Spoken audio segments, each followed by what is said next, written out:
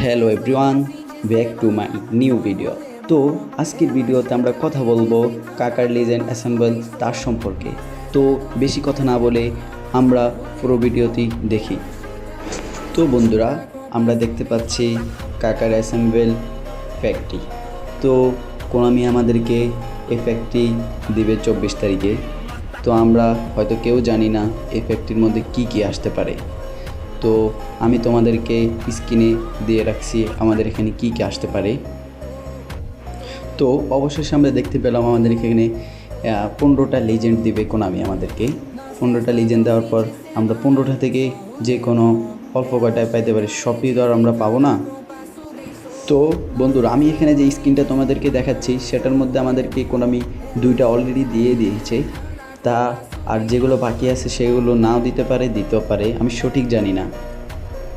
তো বন্ধুরা, আমি তোমাদেরকে যে কথাগুলো বলছি সেগুলো আসতেও পারে, নাও আসতে পারে, আমি সঠিক জানি না, কিন্তু তোমাদেরকে আমি ধারণা দিতে পারছি। তো আজকের ভিডিও এ পর্যন্ত। সবাই ভালো থাকবেন।